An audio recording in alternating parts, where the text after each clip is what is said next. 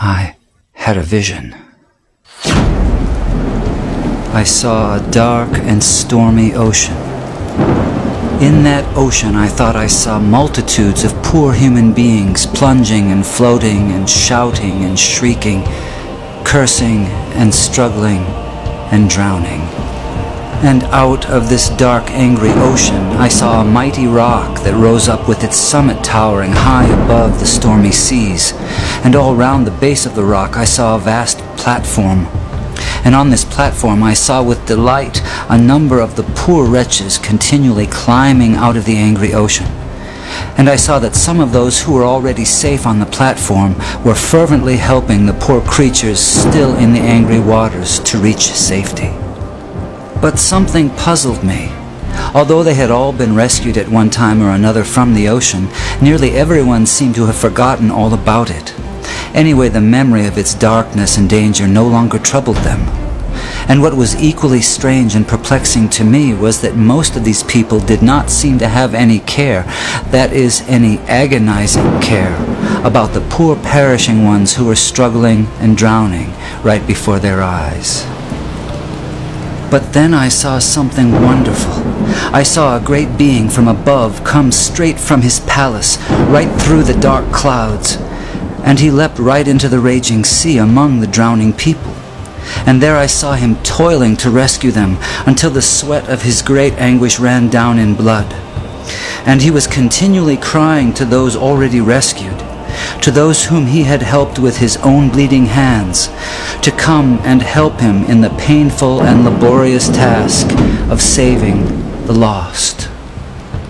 But the strangest thing of all was that those on the platform to whom he called were so taken up with their trades and professions and money-saving and pleasures and families and community and gatherings and religions and arguments about it that they did not respond to the cry that came to them from this wonderful being who had himself by his Spirit gone down into the sea.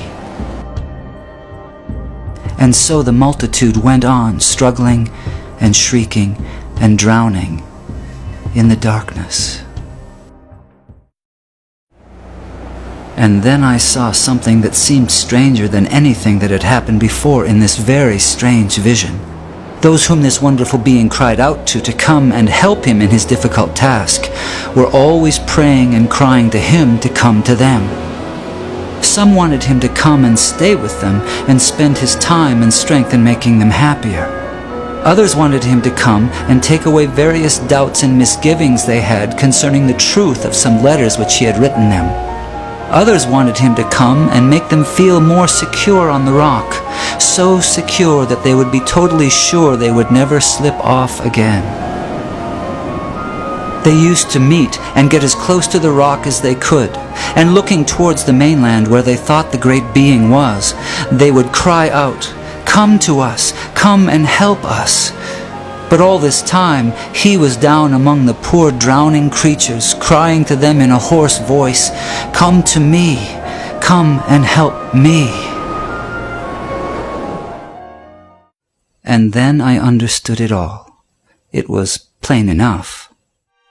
That sea was the ocean of life, the sea of real actual human existence.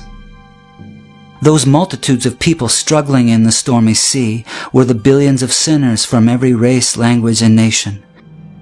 That great sheltering rock was Calvary, the place of the cross, and the people on it were those who had been rescued from sin and hell and who professed to be followers of Jesus Christ. That mighty being who called to them from the tempest was the Son of God, the same yesterday, today, and forever, who is still struggling to save the dying multitudes about us from this terrible doom of damnation, and whose voice can be heard above the music and machinery and noise of life, calling on the rescued to come and help him save the world. My friends in Christ, you are rescued from the waters. You are on the rock. Jesus is in the dark sea, calling on you to come and help him. Will you go?